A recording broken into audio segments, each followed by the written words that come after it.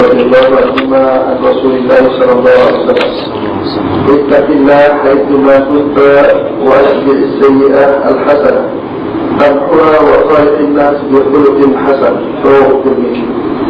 Dari Abu Zaid radhiyallahu anhu katanya Rasulullah sallallahu alaihi wasallam, bertakwalah kepada Allah di mana sahaja kau berada, dan ikutilah kejahatan dengan mengerjakan kebaikan, nescaya menghapuskannya. Dan berperangailah dengan manusia dengan perangai yang bagus. Diriwayatkan oleh Imam At-Tirmidzi. Jadi hadis ini pendek saja menjelaskan tentang berkaitan antara takwa. Perkara takwa dan yang berkaitan dengannya, itulah pertamanya bertakwa kepada Allah Subhanahu Wa Taala. Di mana saja kita berada, maksud di mana saja kita berada, ada orang ke tak ada orang, kita sudah bertakwa.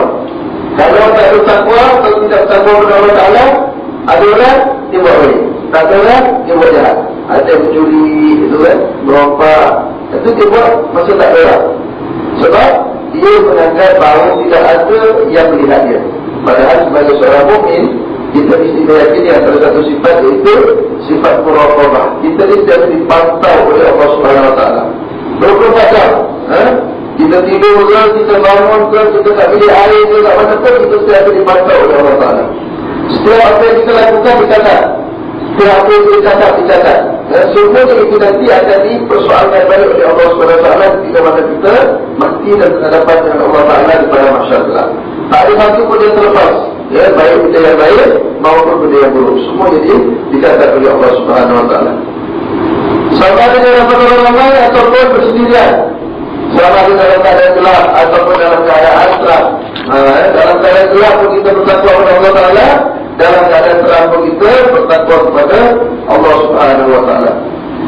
Dan ikutilah kejahatan dengan kebaikan. Mana setiap kita melakukan kesilapan ataupun kejahatan, mesti diikuti dengan melakukan kebaikan. Kebaikan tadi akan menghapuskan dosa-dosa kita. Tapi dengan syarat dosa-dosa yang kecil yang tidak sengaja kita lakukan. Naik sikal, naik kereta, kita jalan-jalan nampak apa yang pakai seluar pendek, kita teruskan. Kita tertengok astagfirullah, masya-Allah, alhamdulillah, alhamdulillah. Ada yang mustahil oleh Allah Ta'ala dosa kita. Tapi kalau hari kita pergi minta anak dan orang kat dalam bilik mandi, yang itu kena taubat, teruskan. Kena minta maaf dengan orang yang kita minta. Dia beza. Yang tak sengaja ni lain, benda yang terpaksa. Kalau kita bawa kereta, kita tak tengok, kita terlanggar beramal itu. Jadi kita tengok kan, tapi tak sengaja. Bukan kita saja nak tengok. Tapi kalau yang minta tadi, itu saja kita cari bahan. Kita yang minta, kita yang cari dosa tadi. Maka itu taklah diikuti dengan taubat. Itu dia ya. Dia salah kita tak sengaja, itu akan dihapuskan dengan kita melakukan kebajikan. Seperti Nabi sebut Ar-Ramadhan ila Ramadhan. Satu Ramadan kepada Ramadan berikutnya, wal Jumaat ila Jumaat, satu Jumaat kepada Jumaat berikutnya, dan satu salat kepada salat berikutnya, menghapus kepada dosa-dosa kamu. Mana tadi kita sebenarnya semua sampai semua kita tak ada buat dosa-dosa besar, ada dosa kecil tak sengaja. Kita sebenarnya Jumaat ni Allah tak hapus dosa kita. Nanti sebenarnya tak, macam itulah. Begitu juga Jumaat lepas sampai Jumaat ni tak ada buat dosa-dosa besar, terbuat dosa-dosa kecil yang tak sengaja, dia hapuskan oleh Allah Ta'ala dengan sembahyang Jumaat pada hari ini. Tapi syaratnya mesti dosa-dosa kecil yang tidak disengajakan. Nanti takwa pada Allah ialah melaksanakan segala kewajipan dan meninggalkan segala yang haram. Takwa itu satu, buat yang disuruh oleh Allah Ta'ala, tinggal yang diharapkan oleh Allah Ta'ala. Yang disuruh paling utama yang wajib, itu mesti kita buat. Sembahyang, puasa, zakat, haji, taat pada ibu bapa, memberi nafkah kepada anak isteri, itu benda-benda yang wajib yang mesti kita selesaikan. Ada yang kadang-kadang amal kebajikannya banyak, sedekahnya bantuan tersebut, tetapi hubungannya dengan ibu bapa itu tidak baik. Itu tidak kita juga, sebab hubungan dengan mak bapak itu wajib, sedangkan sedekah itu pun sunat. Jadi kita mesti mengutamakan kewajipan-kewajipan. Begitu juga takwa juga, ialah menghindarkan perkara-perkara yang dilarang oleh Allah Ta'ala. Apa juga maksiat, apa juga kemaksiatan dosa, mesti kita hindarkan, sama ada dosa yang kecil ataupun yang besar. Jangan kita kecil je, dosa kecil, nanti kita tobat lah, kata dia. Tapi kalau dia lambat tobat, nanti tak sempat tobat untuk sekalian. Mati dia dalam keadaan membawa dosa. Ini yang jadi masalah kepada kita, ya. Perkataan fatwa adalah sedikit sebutannya, tetapi pengertiannya adalah lengkap. Kalau dikatakan takwa kepada Allah, maka artinya berbakti kepadanya dengan sepenuhnya pada segala tempat dan masa. Di mana juga kita berada, apa juga waktunya, kita taklah sentiasa dengan kebaikan dan menjauhi segala larangan Allah Subhanahu Wa Taala. Menurut ketentuan hukumnya, mesti ikut syariat yang telah ditentukan oleh Allah Taala. Buat baik pun kena ikut peraturan Allah, buat benda tak baik pun kena ikut peraturan Allah. Apa buat benda baik kena ikut peraturan Allah? Kita sembahyang kena ikut peraturan kita sembahyang. Boleh tak kita besok pagi hari Ahad, Sabtu, kita berusaha Sabtu dah cuti, apa kata sembahyang subuh kita buat 4 rakaat, jadi dapat pahala lebih. Boleh tak? Tak boleh. Sebab kita tu aja hukum Allah Taala sembahyang subuh mesti 2 rakaat, tak boleh ditambah dan tidak boleh dikurangi. Ada nak tunjuk baik dua, kita tunjuk pagi, sembahyang subuh 4 rakaat, kata dia. Ingat dapat pahala, hukum dapat dosa. Jadi buat benda baik pun mestilah dalam kerangka yang telah ditetapkan oleh Allah Taala, di bawah syariat Allah Taala. Apabila lagi perkara-perkara maksiat, mestilah dijauhi mengikut apa yang dikehendaki oleh Allah Subhanahu Wa Taala. Jadi dah bunyi dah tertulisnya, maknanya dah masuk waktu. Cuma nanti kita sambung lagi di atas mimbar, insyaAllah. Cuma sebelum itu tertulisnya nak iklan sikit. Saya ni ada sekolah Tahfiz Tertulisnya di Kampung Bukit Payung. Kami masih lagi buat pembinaan, memandangkan sekarang ini ramai anak-anak yang ingin belajar di sekolah Tahfiz Tertulisnya. Jadi kita sekarang ini masih buat pembinaan, kita masih lagi memerlukan dana untuk pembangunan.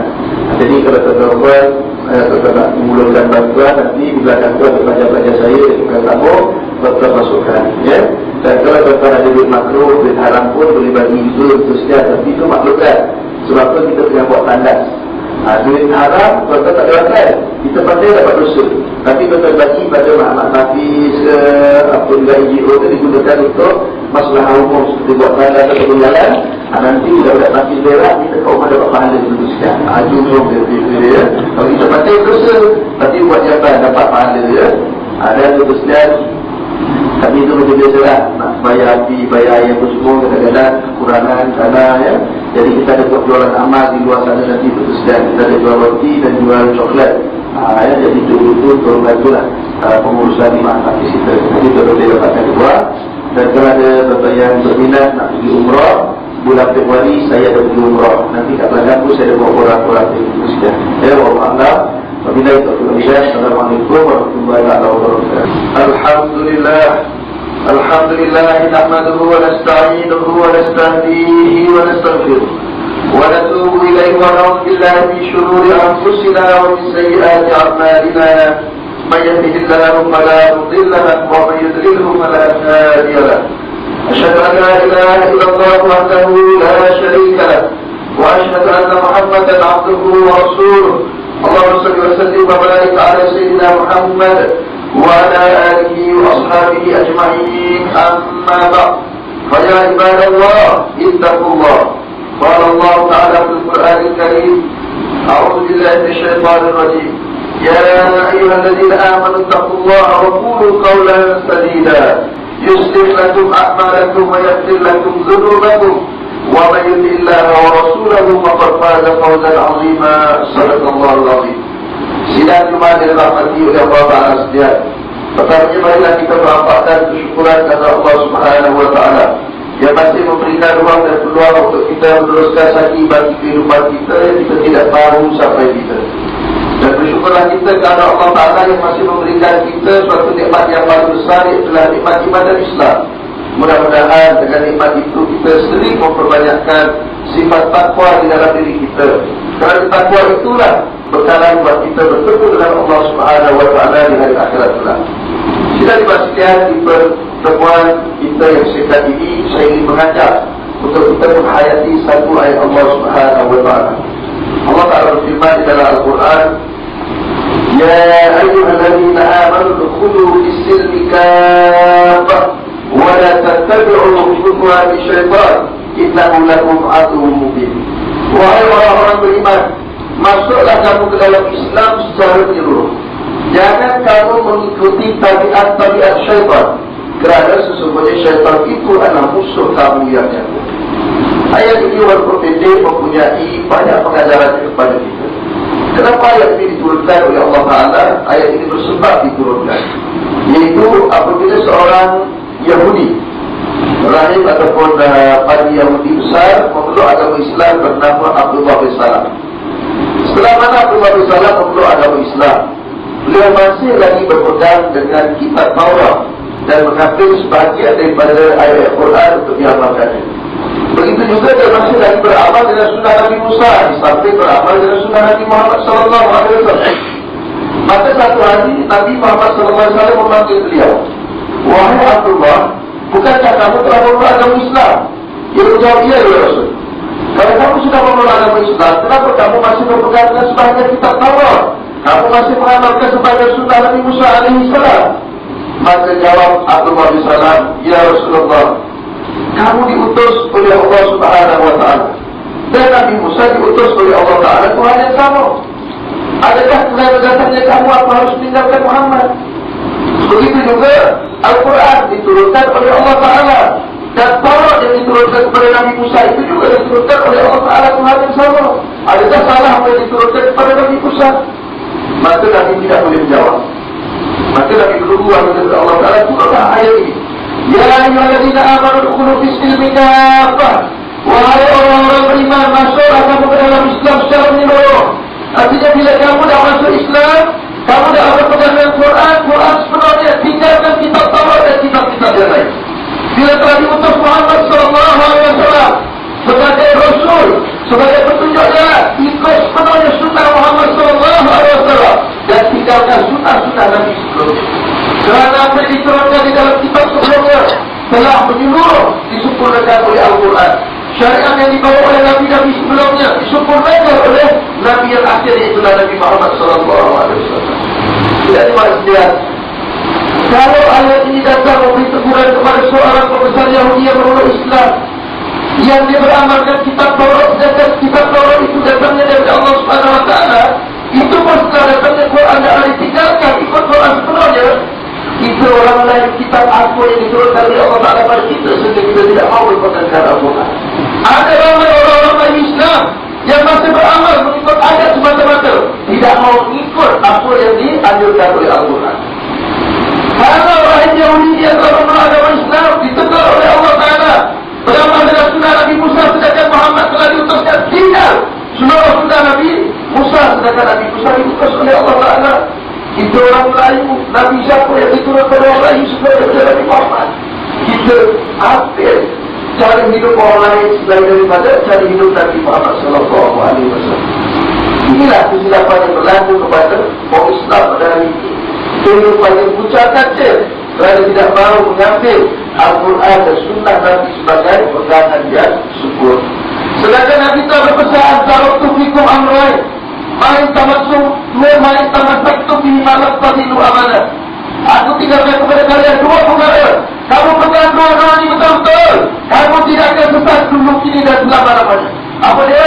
Al-Quran dan Sunnah Rasulullah SAW. Maka jadikan Al-Quran dan Sunnah sebagai panduan dalam kehidupan kita, sama ada dalam kehidupan bermuamalah, sama ada dalam kehidupan beribadah, sama ada dalam kehidupan berkeluarga, sama ada dalam kehidupan berekonomi, berpolitik, seluruh kehidupan kita mesti semua mengikut cara hidup yang telah ditunjukkan oleh Nabi SAW. Tidak ada suatu agama di dunia ini yang mengajar kita semua cara kehidupan daripada kita bangun tidur sehingga kita tidur balik melainkan Islam. Islam mengajar kita bangun tidur apa yang perlu kita lakukan sehingga kita nak tidur balik. Itu cantiknya Islam mengatur manusia. Yang hari ini berlaku, kita tidak ikut cara hidup Nabi SAW. Maka tak ikut cara Nabi, ada sebab banyak penyakit sampai nak kena operation di hospital. Sebab kita tak ikut cara Nabi makan. Kita tak ikut apa makanan yang disukai oleh Rasulullah SAW. Maka akhirnya bila kita berikan tak sunnah Rasulullah, maka kemudaratan yang akan berikut kepada kita. Yang terus dan maksudnya, ayat ini juga menjelaskan kepada kita, jangan kamu mengikuti tabiat syaitan, kerana sesungguhnya syaitan itu adalah musuh kamu yang nyata. Yang maksudnya, Apa makna syaitan yang dimaksudkan dalam ayat ini?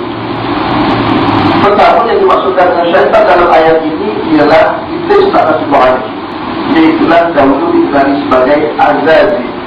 Azazil ini nama gelaran bagi nama betul kepada iblis. Iblis ini telah mana dilaknat oleh Allah Ta'ala. Allah Ta'ala mengarahkan iblis ini ataupun sebelum itu namanya Azazil sebagaimana malaikat-malaikat sama-sama duduk di dalam syurga untuk mentaati perintah Allah Subhanahu Wa Ta'ala. Maka Azazil ini sangat taat perintah Allah Ta'ala, sehingga di dalam kitab disebutkan tidak ada satu inci pun tanah di muka bumi ini yang Azazil tidak pernah turun untuk sujud menyembah Allah Subhanahu Wa Ta'ala. Lalu Allah Ta'ala memuji dengan menciptakan Nabi Adam AS. Allah Ta'ala mengarahkan kepada Azazil dan seluruh para malaikat sujud memberi penghormatan kepada Nabi Adam AS. Tetapi Azazil enggan. Sebab itulah beliau dilaknat dan dicapak keluar daripada syurga Allah Subhanahu Wa Ta'ala. Dia bayangkan Azazil yang begitu taat, kebaikan yang begitu banyak, duduk di dalam syurga Allah Ta'ala, hanya melakukan satu kemaksiatan, iaitu engkar perintah Allah Ta'ala. Allah Ta'ala campak keluar daripada syurga, tak boleh masuk lagi. Bagaimana kita yang belum pernah masuk syurga dengan kemaksiatan yang begitu banyak, dengan kejahatan yang kita lakukan, adakah mampu untuk kita nak masuk syurga Allah Subhanahu Wa Ta'ala? Tapi kita kena sedar, dunia ini bukan asal usul kita. Kampung halaman kita ialah di syurga sana. Bukan tanah Redap, bukan Johor, bukan Melaka, itu bukan tanah tumpah darah kita yang asal. Tumpah darah kita dulu asalnya ialah di dalam syurga. Itu tempatnya Nabi Allah Adam AS yang harus diciptakan. Lalu Allah Ta'ala menghantar manusia ke dunia ini tujuannya untuk mengurus dunia.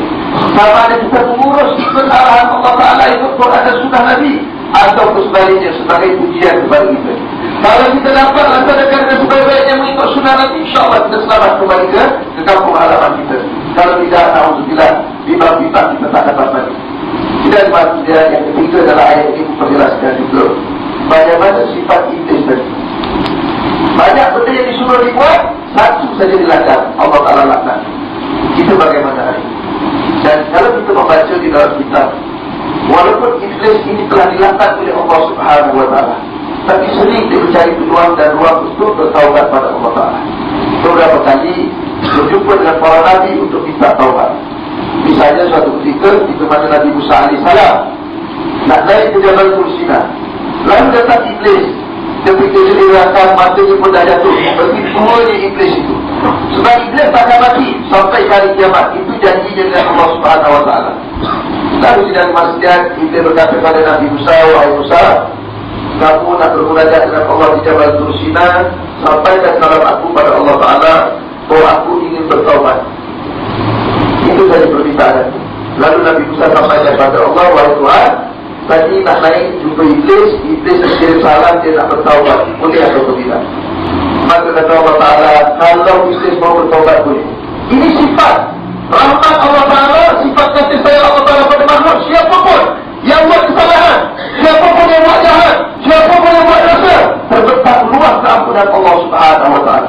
Allah Ta'ala kata, aku boleh ampunkan, tak ada masalah, tetapi dengan syarat. Syaratnya dia tak akan cari kubur Nabi Adam dan sujud sebagaimana sujud menggantikan sujud penghormatan di dalam syurga. Kita dimaksudkan tengok bahawa taubat itu mesti diikuti dengan syarat-syarat. Kalau salah kita dengan Allah, yang pertama kita menyesali perbuatan kita yang telah kita lakukan dan berazam untuk kita tidak mengulanginya lagi. Tetapi kalau kesalahan itu melibatkan manusia dengan manusia, itu sangat berat. Dan kita kena jumpa dengan orang tersebut meminta maaf dengan dia. Kalau kita pernah mengumpat ejek surau, kita kena minta maaf dengan ejek surau. Kalau kita mengumpat ustaz, ustaz balik, baru kita cari ustaz, minta maaf dengan ustaz. Jangan tuan-tuan bisa cuma istighfar sudah cukup. Ini syarat yang mesti dipenuhi. Maka bila Nabi Musa AS turun, iblis tunggu dia. Musa, macam mana permohonan aku? Maka katanya tak ada masalah, Allah Ta'ala sudi untuk memaafkan kamu dengan syarat kamu cari di mana kubur Nabi Adam dan sujud penghormatan menggantikan sujud di dalam syurga. Maka kata iblis, alakan Musa Adam masih hidup aku tidak sujud, apatah lagi dia sudah menjadi debu. Tidak sekali-kali untuk aku sujud kepada Adam. Ini sifat iblis, sifat yang bertakabur, sombong. Ini sifat iblis. Ada manusia juga kadang-kadang bersifat seperti sifat iblis. Kami saja yang mampu begini. Kami saja yang boleh begini. Tak boleh. Kita kena sebut insya-Allah. Sebab apa itu perbuatan kita masih tertakluk dengan iradah Allah SWT dan kudrah Allah SWT. Tak ada orang sombong. Kami saja yang boleh. Kami saja yang mampu. Orang itu tak boleh. Itu sifat iblis. Sebab orang seperti ini sendiri melakukan kesalahan kerana dia mengamalkan sifat iblis, sifat takabur. Takabur adalah sifat maksiat pertama di kalangan hamba Allah Subhanahu wa taala. Itulah sifat iblis tadi. Jadi jangan sesekali kita memakai sifat iblis. Kerana apa? Sifat takabur ini selain daripada iblis memakannya, dia adalah hak Allah Subhanahu wa taala. Manusia tak boleh pakai hak Allah Taala. Allah Taala sebut dalam satu hadis kursi, al-kibriya uridai. Sifat sombong, sifat takabur itu adalah selainkan aku. Siapa yang memakai dia, aku azab dia. Sebab itulah Allah Ta'ala azab iblis keluar daripada syurga. Jadi kalau kita pun cuba memakai selainkan Allah Ta'ala, Allah Ta'ala akan mengazab kita. Tidak dimaksudkan, walaupun demikian berulang kali juga iblis cuba juga meminta ampun, sehinggalah yang terakhir bertemu dengan Rasulullah SAW. Iblis bertemu Nabi Muhammad, dia menyatakan, wahai Muhammad, kamu kekasih Allah. Ini peluang yang aku ada untuk nak minta ampun dengan Allah Ta'ala. Boleh tak sampaikan salam aku kepada Allah Ta'ala, aku nak minta ampun. Lalu Nabi menyampaikan kepada Allah Ta'ala. Allah Ta'ala tetap memberi syarat yang sama. Kalau iblis mahu diampunkan, dia adalah sujud di kubur Nabi Adam, barulah apa-apa. Ini menunjukkan dan juga serius yang Allah Ta'ala dan kita. Kalau kita melakukan maksiat, mesti diikuti dengan taubat nasuhah. Bukan taubat sabar belajar. Hari ini buat tipe bala, tipe musibah, taubat tak buat. Tapi esok bila dah sihat balik, buat lagi kesalahan yang sama. Ini yang menjadi masalah pada kita hari ini, yang kadang-kadang kita sangat sukar untuk diampuni oleh Allah SWT dan dosa-dosa kita. Tidak sebahagian disebutkan dalam ayat tadi juga, ya ayyuhallazina amanu udkhulu fis-silmi kaffah. Masuklah kamu ke dalam Islam secara menyeluruh. Jadi Islam itu sifatnya sempurna, menyeluruh. Maka kita tidak boleh meninggalkan salah satu daripada bahagian Islam itu tadi. Ada bahagian yang berbentuk ibadah. Ibadah kita ikut Islam. Jangan sampai ibadah ikut suka hati kita. Sebab itu pentingnya menuntut ilmu. Sehingga disebutkan dalam satu syair, malam yakun ya'lamu dha falyas'ali, malam yakun mu'alliman falyarhali, wa man bi ghairi ilmi ya'malu amaluhu madhulatun la tuqbalu. Barang siapa yang tak punya ilmu, mestilah dia mencari ilmu. Siapa yang di tempat tinggalnya tidak ada ulama, taklah dia merantau mencari ulama. Barang siapa yang tak punya ilmu, dia beramal, amalnya ditolak, tidak diterima oleh Allah Subhanahu wa ta'ala. Sebab itu penting sidang dimaksudkan kita menuntut ilmu. Dalam negara kita hari ini sidang dimaksudkan ruang menuntut ilmu itu terbuka dengan kuliah maghribnya, kuliah isyaknya, kuliah subuhnya banyak. Tidak ada alasan orang Malaysia nanti depan Allah Ta'ala nak kata aku tak ada ilmu, aku tak ada pernah belajar. Tak ada. Sebab Allah Ta'ala berkata, kalau kita tak dapat belajar secara formal di sekolah-sekolah, kita ada ruang yang tidak formal di masjid-masjid dan di surau. Tidak ada orang yang ada alasan nanti kata aku tak tahu tentang hukum Islam di akhirat nanti. Kerana Allah Ta'ala telah bukakan pintu ilmu di seluruh lembah kelaki di sidang di manusia. Tak dapat hari ini kita kerja, malam nanti ada. Malam nanti tak dapat, esok pagi kuliah subuh ada. Kuliah subuh tak dapat, kuliah Tuhan ada. Apa lagi alasan kita sidang di manusia untuk nak menafikan bahawa kita ini sebenarnya telah dibuka ruang oleh Allah Ta'ala untuk menuntut ilmu. Dan pastinya sidang di manusia, sekiranya kita sengaja tidak mahu menuntut ilmu, kita lah yang akan rugi di hadapan Allah Subhanahu wa ta'ala nanti. Bukan Allah Ta'ala rugi, bukan orang lain. Kita yang akan rugi. Jadi Islam yang menyeluruh tadi mesti kita ambil semuanya sekali. Kerana dalam Al-Quran semua aspek kehidupan kita telah diperjelaskan. Sehingga sidang dipastikan berapa hari kita dalam perut ibu itu dicatat di dalam Al-Quran. Berapa hari daripada mani menjadi mudghah, jadi sebetul daging jadi pula ada tulang, sehinggalah jadi embrio lahir pula, ada yang jadi remaja mati, ada yang jadi dewasa mati, ada yang tua sampai tua tak mati pun ada juga. Itu semua diceritakan di dalam Al-Quran. Ilmu biologi, ilmu sains itu saja, berkenaan dengan sains apa? Sains ilmu malam, atau kita panggil astronomi, berkaitan dengan perjalanan matahari. Semua ada dalam Quran. Wasyamsu tajri li mustaqarrin laha. Diceritakan bahawa matahari itu berputar mengikut orbit yang telah ditentukan oleh Allah Subhanahu Wa Taala. Siang dan malam silih berganti. Ilmu sains yang telah diterangkan oleh Allah Taala. Tidak ada ilmu yang tidak diterangkan di dalam Al-Quran oleh Allah Subhanahu Wa Taala. Maka sebab itu sekali maksudnya, sama-sama kita mengambil peluang untuk menggali ilmu Allah Taala yang diberikan pada kita. Padahal ilmu yang dapatkan kita itu sikit je tersedia. Allah Taala pada Al-Quran dan ilmu yang dibagi pada kita itu, itu apa yang kami berikan kepada kamu itu tidak boleh sikit sangat. Kalau ibaratnya kita ambil pen itu, kita letak di dalam 7 lautan, kita akan satu titik, situlah ilmu yang Allah Ta'ala beri kepada kita. Sedangkan ilmu Allah Ta'ala itu begitu luas. Maka sebab itu ambil gerak sebelum kita mati. Nabi mengingatkan kita, rebutlah 5 peluang sebelum datang 5 keadaan. Usia muda, ni ramai yang muda-muda, gunakan waktu muda untuk beribadah, waktu muda untuk kita meraih sebanyak-banyaknya kebaikan di sisi Allah Ta'ala. Kerana kita pun tak tahu adakah kita sempat sampai umur kita tu. Ada orang muda-muda macam kita mati juga. Begitu juga tuan-tuan sekalian, orang yang masih sehat, gunakan sebanyak-banyaknya untuk beribadah. Sebab bila kita dah sakit, susahlah nak pergi berjemaah, tak suruh masjid pun payah, ya? Kita nak berpuasa sunat pun tak mampu sebab kita sakit. Jadi waktu kita sehat, gunakan untuk kita memperbanyakkan kita punya amal kebajikan. Waktu lapang kita juga kita disibukkan dengan hal-hal dunia. Hari ini kita disibukkan dengan hal-hal dunia kerana apa? Kerana keperluan kita. Boleh jadi kerana minyak naik 20%, kita kena kerja lebih lagi untuk nak menyambil anak isteri kita.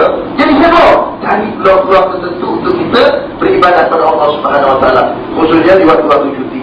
Dan tidak dimaksudkan tak lama lagi kita cuti. Anak-anak kita dah habis periksa dah di sekolah. Kita akan cuti bulan depan. Cuba cari daripada sekarang di mana tempat kita nak letak anak-anak kita masa cuti itu saja. Jadi ada orang kadang-kadang dia tak fikir, kalau anak cuti-cutilah, dia nak main pagi, petang, siang, malam, tengok TV, tak boleh, biar itu saja. Bila dia besar, dia tak tahu sembahyang, baru ketika itu kita menyesal. Saya pernah dijumpai oleh satu orang ibu yang datang dalam keadaan menangis. Saya tanya dia, kenapa ibu menangis? Dia tu, Ustaz, tolong nasihatkan saya bagaimana saya nak menasihati anak saya. Anak saya sekali dah lulus, dapat degree dah, tapi dia tak mau sembahyang. Bila saya cakap dengan dia suruh sembahyang, dia jawab, Mak, kubur kita lain-lain. Tidak dimaksudkan, kalau orang cakap dengan saya, bukan anak saya tak ada rasa apa, dia kalau tak mampu lah, tak sembahyang. Tapi bila dia cakap dengan seorang ibu, bagaimana perasaan ibu itu tidak dimaksudkan. Ibu tu sedih, nangis. Lalu dia tanya, Ustaz, macam mana nak nasihatkan? Kita pun begitu, dah macam mana kita buat dah, Ustaz. Ayahnya pun dah tak ada dah, Ustaz. Itulah kami menyesal sebab masa anak kecil dulu, sekolah rendah, sekolah menengah, kami tak bimbing untuk dia sembahyang. Tak bimbing untuk buat benda baik, tak ada datang masjid dan surau. Biarkan saja. Waktu cuti pun biarkan saja. Akhirnya bila dia dewasa, dia dah biasa tak sembahyang. Nak tukar kebiasaan anak sembahyang itu susah tu. Jadi kita daripada sekarang atur cuti anak kita yang sebulan lebih akan berlaku ini nanti, di mana kita nak letak anak-anak kita, sama ada di tempat yang baik atau tempat yang tak baik. Itu kita yang akan menentukannya.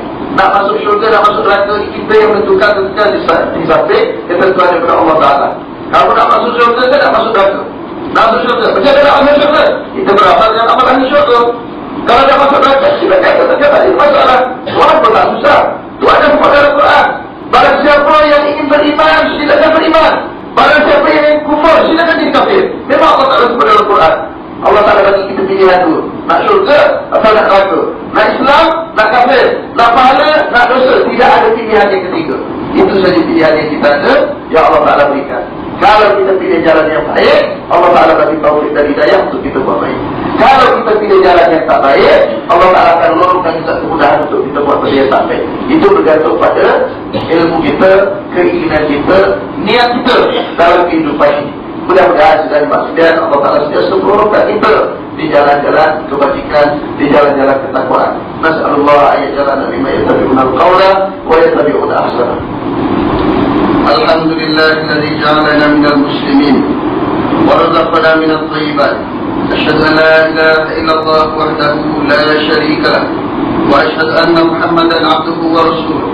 Allahumma shalli wa sallim wa barik ala sayyidina Muhammad wa ala alihi wa ashabihi wa man tabi'ahum bi ihsan ila yaumiddin. Amma ba'd. Fa ya ibadallah, ittaqullaha faqad fazal muttaqun. Sidang sekalian, ruang-ruang untuk kita melakukan kebaikan ini terlalu banyak. Satu hari, satu kumpulan orang miskin datang berjumpa dengan Rasulullah SAW dalam keadaan sedih dan ada di antara mereka yang menangis. Lalu mengadu kepada baginda Rasulullah SAW, "Ya Rasulullah, sesungguhnya orang-orang kaya di kalangan kami telah memboleh banyak harta untuk masuk ke dalam syurga, sedangkan kami ketinggalan." Nabi tanya, "Kenapa?" "Ya Rasulullah, orang-orang kaya sembahyang sebagaimana kami sembahyang, mereka mendapat pahala sebagaimana kami dapat pahala. Mereka berpuasa sebagaimana kami puasa di bulan Ramadan, mereka dapat pahala sebagaimana kami dapat pahala. Tetapi ya Rasulullah, mereka punya wang yang banyak, mereka sedekah infak di jalan Allah Ta'ala, tetapi kami tidak mempunyai harta untuk disedekahkan." Lalu Nabi SAW jawab, "Wahai para sahabat, janganlah kamu bersedih, kerana ruang kebajikan itu sangat banyak. Pahala sedekah itu bukan sedekah kita infakkan wang ini. Sekali kamu menyebut Subhanallah, kamu bertasbihkan Allah Ta'ala, kamu mendapat pahala sedekah. Sekali kamu memuji Allah, kamu bertahmid Alhamdulillah, kamu beroleh pahala sedekah. Sekali kamu berselawat ke atasku, Allahumma sholli ala sayyidina Muhammad, kamu beroleh satu pahala sedekah. Sekali kamu bertakbir Allahu Akbar, Allah Ta'ala memberi pahala sedekah. Sehingga kan kamu bersama dengan istri kamu menyetubuhinya juga beroleh pahala sedekah." Lalu sahabat bertanya, "Ya Rasulullah, adakah kita menyetubuhi istri juga beroleh pahala sedekah?" Nabi bertanya balik, "Kalau kamu menyetubuhi orang lain di luar nikah, kamu dapat dosa ya?" "Ia dapat dosa." "Kalau kamu buat salah dapat dosa, yang ikut saluran yang sebelah akan beroleh pahala di sisi Allah SWT. Maka ruang kebajikan ini banyak sidang sekalian. Nanti kalau tuan-tuan semua yang mana belum diundang di tabung-tabung masjid, sila pastikan masuk ke dalam tabung-tabung. Begitu juga tabung, jadi ada orang minta terima di belakang dulu, masukkan termasuk tabung yang bermaat hati saya sekali. Masukkan betul setiap siapa. Kalau kita ini supaya Jumaat, tuan-tuan pun tak boleh jamin minggu depan boleh datang supaya Jumaat itu juga. Tak boleh jamin. Habis kita mati dalam 2-3 hari, betullah pahala sembahyang dan tak ada sembahyang lagi dah. Kita sembahyangkan. Puasa Ramadan hari itu, kita tak boleh jamin boleh Ramadan lagi, tidak tahun lepas tentu saja. Tetapi setiap warga sedekah jariah infak yang kita keluarkan walaupun satu sen digandakan 700 kali ganda sekali maksudnya. Maka tentu saja selalu bersedekah akan menghindarkan kita daripada terkena penyakit. Ada satu sahabat Nabi sakit sekali maksudnya, jumpa dengan Rasulullah SAW, bertanya, "Ya Rasulullah, aku selalu sakit." Nabi tanya, "Nabi betul be? Sudah. Habis tak baik juga. Banyakkan sedekah." Sedekah saja alhamdulillah baik dan maksudnya. Dan kami sendiri dalam pengalaman kami ada banyak orang yang datang mengaku sakit, bahkan yang terbaru itu sakit kanser tahap 4 sekali maksudnya. Lalu doktor beritahu dia, "Kamu lagi 3 bulan meninggal dunia." Dia pun beritahu saya, "Ustaz, doktor kata saya lagi sebulan, lagi 3 bulan meninggal dunia." Saya tanya dia balik, "Cuba kau tanya balik dengan doktor itu, dia bila pula nak meninggal? Kalau dia sendiri tak tahu bila dia nak meninggal, bagaimana dia boleh menentukan ajal orang lain?" Jangan kamu percaya, itu hanya ramalan saja. Jadi kamu ikut apa yang diajar oleh Rasulullah. Bila kita dalam keadaan sakit, pertama kita kena memperbanyakkan zikrullah. Ingat Allah Ta'ala, minta dengan Allah Ta'ala, dan Nabi anjurkan supaya banyakkan sedekah. Maka itu sedia ada untuk sebalik, dia ambil duit 10,000 di atas makan. Kami pun buat solat hajat, alhamdulillah sihat di segala masjid sampai sekarang, tak jadi mati. Malam tadi dia dengan saya. Ini tengok bagaimana Allah Ta'ala beri kuasa kepada orang-orang yang suka infak di jalan Allah Subhanahu Wa Ta'ala. Nanti tuan boleh bagi di luar sana. Begitu juga tentu saja kita ada program-program di sekolah nanti, tuan-tuan boleh hubungi kami untuk menghantar anak-anak tuan-tuan untuk infak kami program-program